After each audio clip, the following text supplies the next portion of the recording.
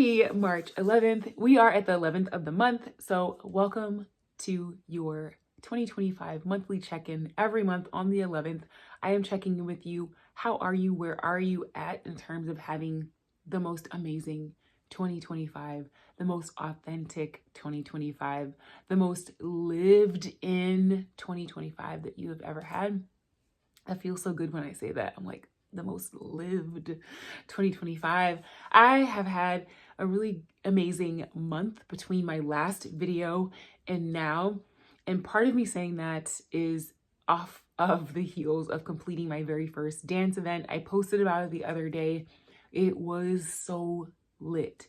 And one of the things that happened during this dance event tickles my fancy around identity. So 2025 is my year to play with identity and the adventures around expressing in different ways and really living into an identity that feels more aligned. I feel like this is something that really I have struggled with. So if you've ever struggled with that, especially when I first started this channel, I had so many ideas for this channel that I don't think I really allowed myself to live into. So one of my main reasons for relaunching this channel was to allow it to be something that I actually really wanted to talk about, and allowing me to create something that I actually would want to share with the world. Like, hey, this is my channel kind of vibes. So yeah, so this is my channel. I had an amazing dance event, and literally this past weekend, I had signed up for this dance event. I didn't know what it was. And if you've ever had this experience of having an idea of something and then experiencing the thing and it being completely different than the idea you had, then you're going to resonate with this, because this is something that happens all the time in life. And it's one of those things that blows my mind every single time. I had no idea that I was going to have a blast. I actually am still getting my voice back. I was like cheering for everybody in the competition. And something really weird happened. After I got my makeup done, I got my makeup done on both days. It was a 2-day dance event. I got my makeup done both days. The first day I got my makeup done and I did my hair back in this ponytail. I'll try to insert a picture, or at least I'll put it on my posts page, because I don't be editing these videos. I just be putting them out there, okay? But on Saturday, I went and I got my makeup done. I had a makeup appointment at like 8:30, and there's like a little fuzzy that's just super attracted to me. But on Saturday, 8:30 a.m., I go have my 8:10. I thought it was 8:30, and then she texted me. She was like, "Where are you?" I go, I get my makeup done, and very rough makeup job, but literally was the best looking stage makeup because it was laid on there. It was a lot of makeup. But I sit there, have my makeup done. She's just like going. She finishes in like 20 minutes. Okay. I go back to my room. I like get myself together. I get my stuff for the day, because all in a dance event, it's literally back to back, and you dance a session and then you go sit down and then you dance a session. It's kind of spaced out. All of that was super fun, and I looked amazing, if I don't say so myself. I've been practicing though. I've been practicing. So it was expected that it would be, at least decent, okay? But anyways, I walk into the room where the ball is taking place. I drop my ticket off. I walk past the front, and the guy there was like, "Oh, you look gorgeous." But I'm sure he says, at the time, I was like, I'm sure he says this to everybody. And I walk in, I walk past my dance family, people who I dance with all the time in the studio. And nobody really says anything. I just walk by, I go and I sit next to my friend who was my roommate. She saw me that morning, so she knew, what I looked like and everything. And she saw my hair and she was like, "Yeah." And she started talking to me. And then, so funny, probably like maybe an hour later or something, somebody says something like, "Carla, I didn't even know that was you. I didn't recognize you. I didn't realize that was you." So it turns out that they did not recognize me. They didn't recognize me. My hair was back. I had my makeup done. I was in my sequined frilly dress. Nobody recognizes me. So that is what this video is primarily about. Who are you when Nobody the freak knows who you are. Who are you when you're traveling and nobody knows you in your travel environment? You go to a country that you've never been before, nobody knows you. Who are you when you go into a dance event? You see your dance family, nobody realizes that it's you.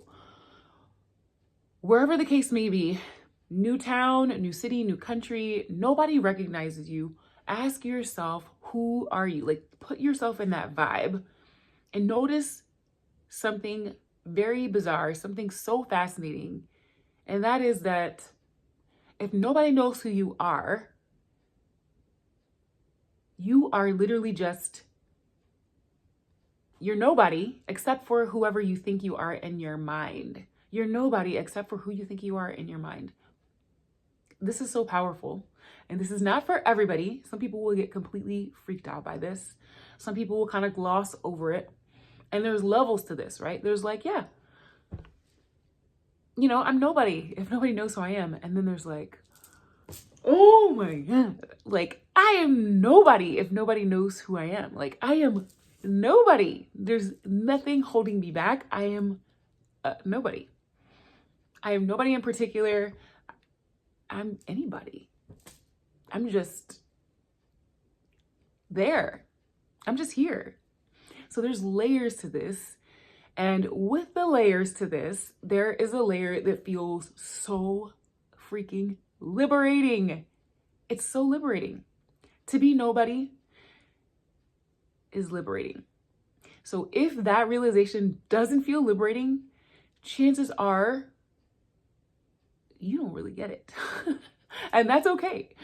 You don't really get it if that's not liberating, because literally being nobody means you can be anybody, okay? And this is so fascinating to me. I feel like this is amazing because who you are is literally just this continuous experience of feeling like you're someone based on your past experiences, based on your habits.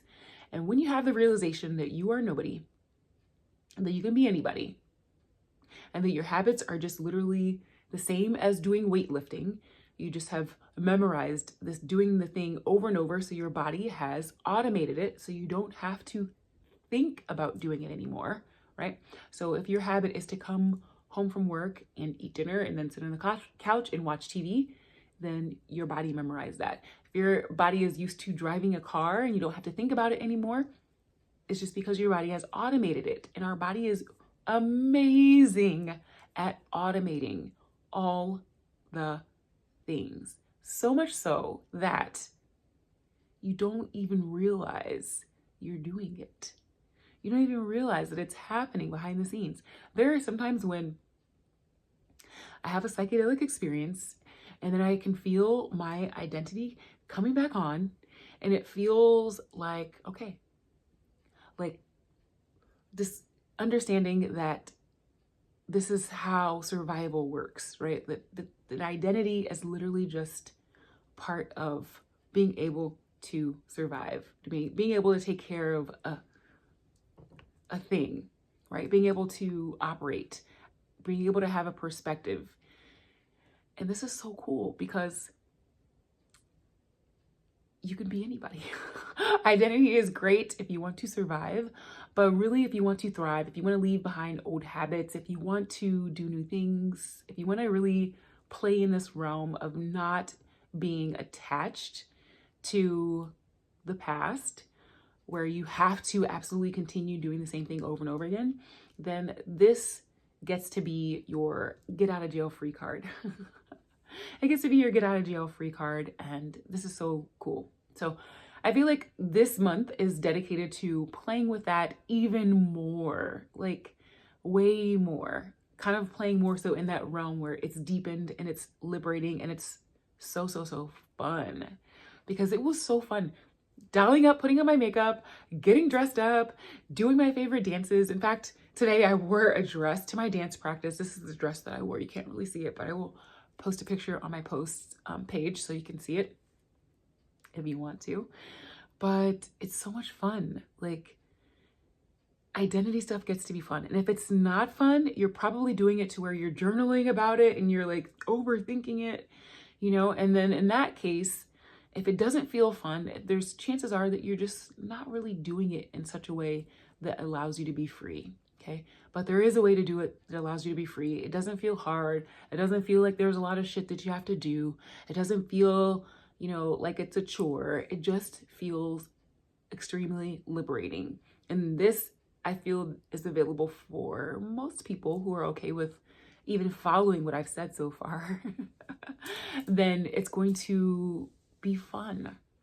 And I'm in this place where it feels 100% accessible for identity and self-concept work to be fun. It feels 100% accessible for transformation and integration work to be fun. In fact, I like calling it self-concept play, because when you are just in this realm of being really here now, like embodied, that feels so good that there's no way that you would choose being stuck in your mind over really being in the body. Okay. And a lot of this does come from exercise and like realizing how good it feels to move the body. But being embodied is 10 times more enjoyable than being stuck in the mind. And I love mind stuff. I love being in the mind and figuring stuff out and understanding things and going deeper into things. But and that's what led me here, to the place where I actually can feel that it's fun to be embodied. But if you really get a glimpse of feeling embodied and how good it feels to be just to be nobody, to not be in your head, to be in your body, you're not going to choose to do a whole bunch of mental overthinking. There's just no chance. There's just no way. Okay. So that's my vibe for this month. I will include a little bit more of a synopsis on my posts page, because it was a notable month. There are definitely some things that I want to do again and again, probably. I'm gearing up for an event right now. I will also put a post on my page, and there is an amazing program coming in April, as well as a little sampler again of that program later on this month on the 22nd. So stay tuned for a sampler on the 22nd of the April program. Between now and then, check back on posts, and I'm gonna try and get back on these videos as well. So, okay, that's it for today. I don't like these to go super long, but I'll be rambling sometimes.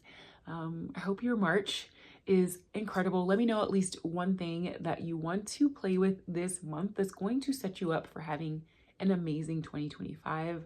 Spring equinox is coming. There's a full moon and an eclipse coming. So lots of release vibes this month as we get ready to change seasons. And it gets to be a new season for you too. So I hope when we connect again on April 11th for this kind of thing, that you have something really fun to tell me about March. So decide what that is now. What is it that you're going to want to tell me about your March in April?